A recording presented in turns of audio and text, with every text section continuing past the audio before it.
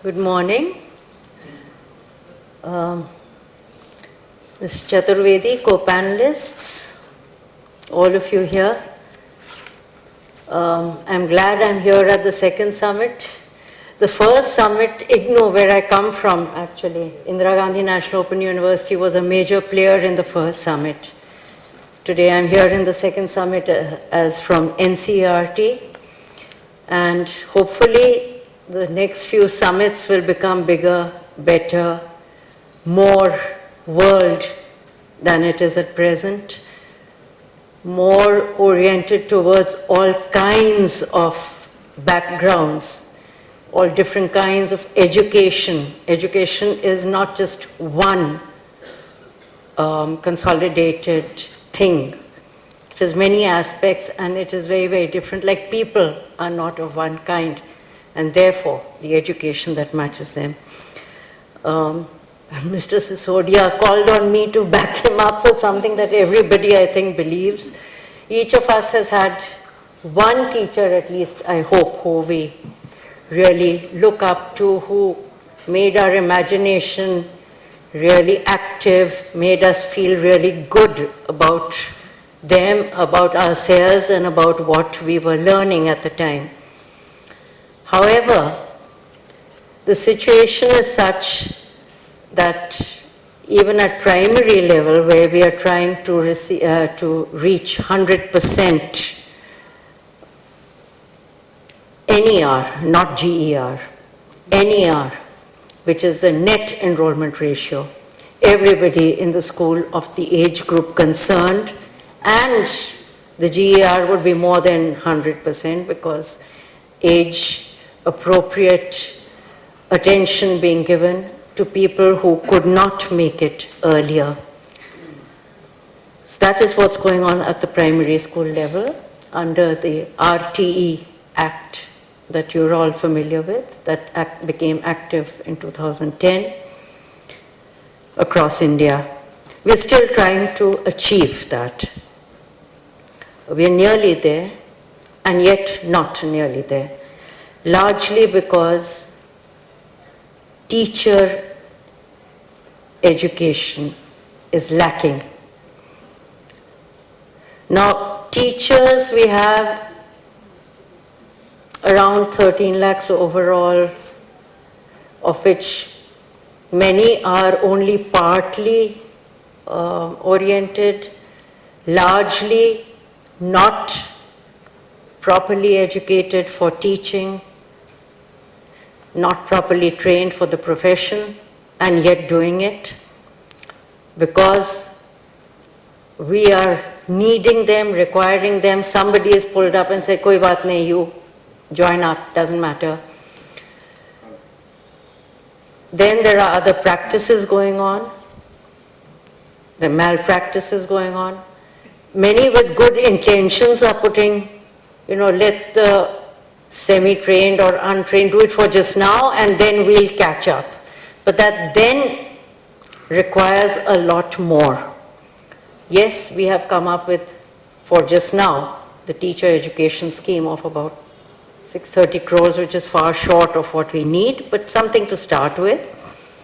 Yes, we can leverage the kind of things that Mr. Sinha was talking about, and we can leverage other methods of open and distance learning, which we really have to.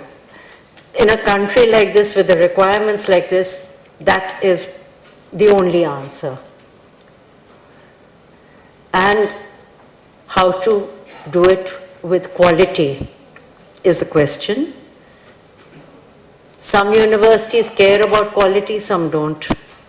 So, how do we monitor that carefully? That's required.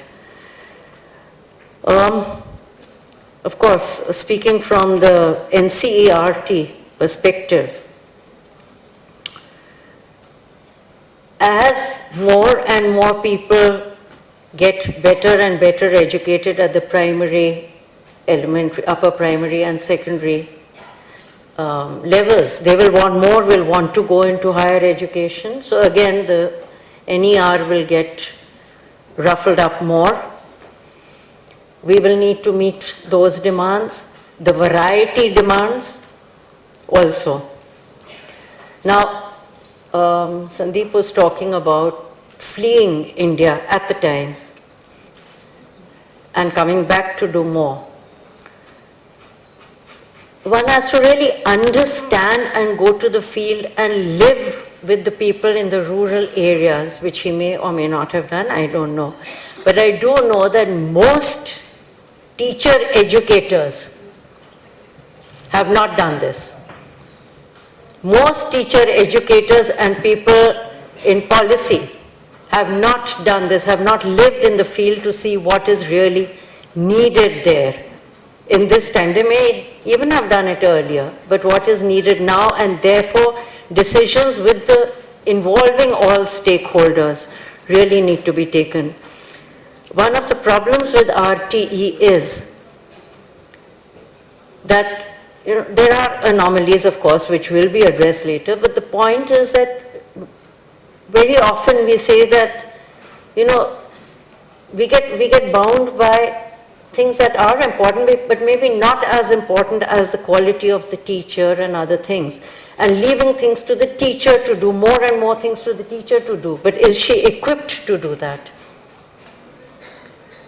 She's not. There are more and more things being loaded on her. And at the same time, we're saying, no, give her enough time to teach.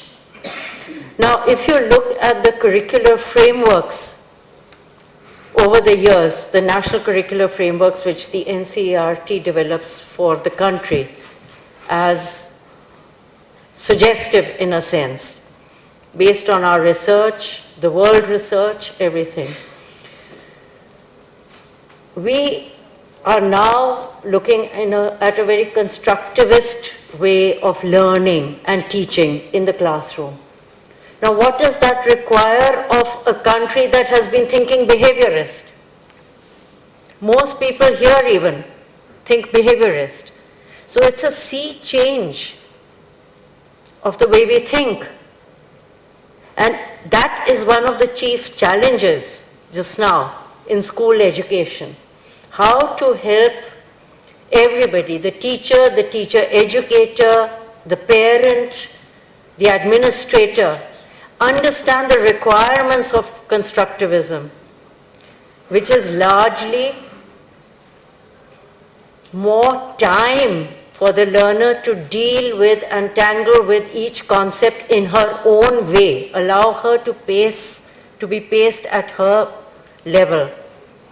So it requires flexibility of a certain kind. It requires an individualization of the education, of her learning, her needs, her requirements.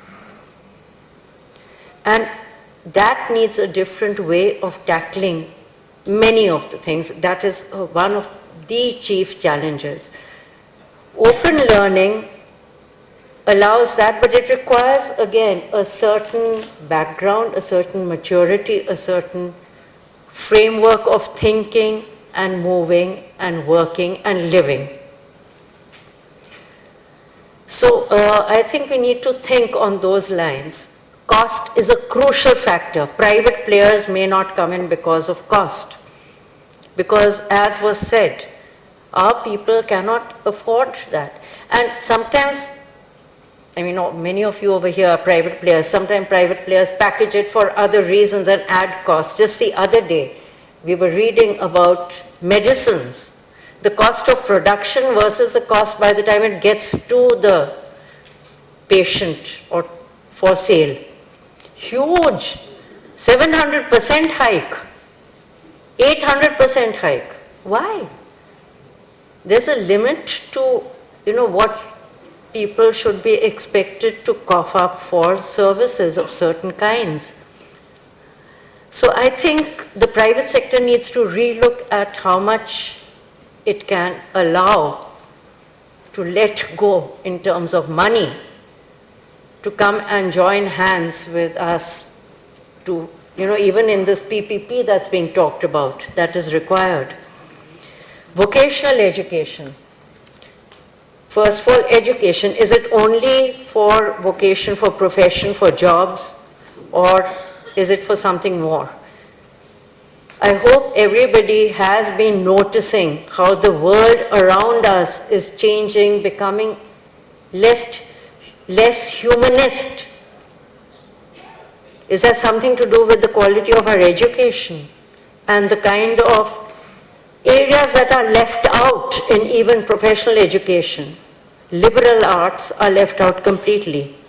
Values, I mean, I know moral science was dreadful when, we used to have it at our time, but nothing needs to be dreadful. Everything has to be made interesting and people should want to learn it. But education is also for living, for sharing, for growing, for culture, for civilization.